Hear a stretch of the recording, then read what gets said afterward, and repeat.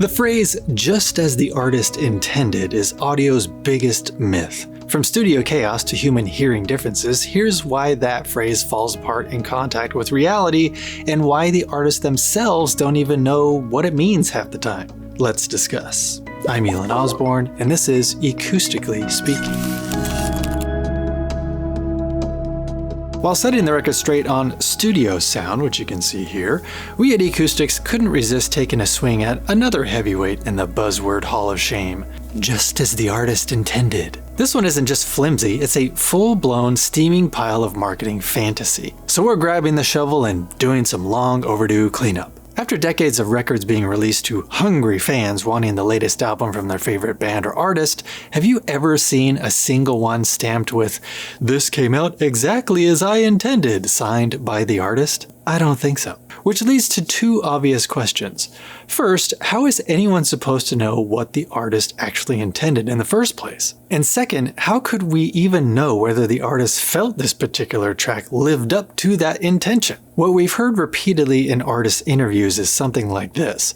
"This track started out completely different, then we got into the studio and Bob the engineer said let's try this, and boom, we had a song." So which version of the artist's intention does the song actually represent? The initial idea that never made it to tape, or the final LP version that came together through equal parts artist, recording engineer, mixing desk, and mastering chain? With very few exceptions like Trent Reznor or Tom Scholz, for example, most records are collaborative works. That makes the notion of a singular artist's intention for each track infinitely harder to pin down. Nobody markets an album as a heroic stack of compromises, but that's exactly what most of them end up being. The label wants it finished yesterday and on the cheap. The artist has their own ideas. The engineers and session players want to get home at a reasonable hour. And somewhere in the middle of all that, a key piece of gear dies and gets swapped out because nobody has the time or budget to wait for a repair. Artists are famous for being perfectionists, but even they have their breaking point. What if after 3 months of long days and 167 takes, the artist finally said, "Screw it.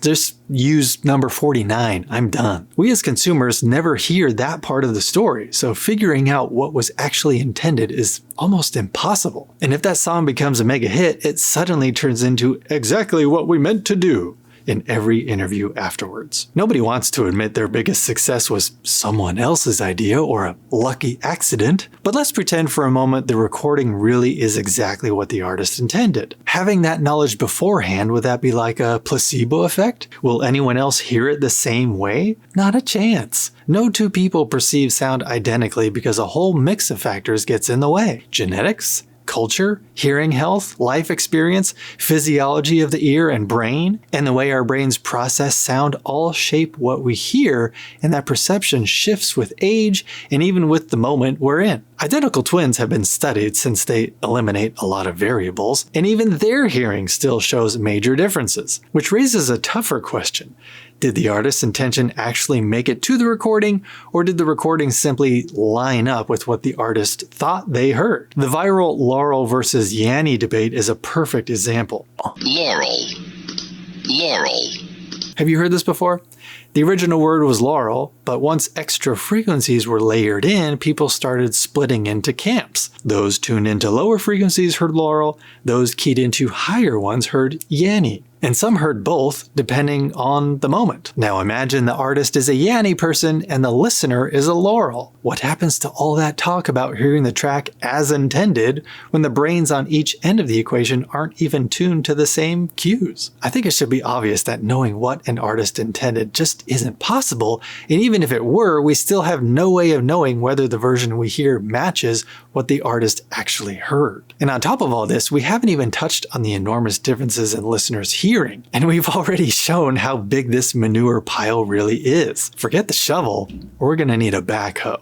And that, my friends, is Ecoustically Speaking. So I ask this, folks, does this shed some light on another term that we could all do without these days? Music is subjective as it is, so it seems like artists would only cling to as the artist intended if it became a hit, right? But if it's a dud? Oh, well, of course, producer so-and-so changed some things without my express permission, and there was a lot of drama happening behind the scenes, so of course it didn't come out the way that I had hoped. Yeah, we've heard it all before, big shot. So let us know your thoughts in the comments below. As always, to keep up on all things artist intention, hi-fi, home theater, home audio, gadgets, wearables, and tech, be sure to bookmark ecoustics.com.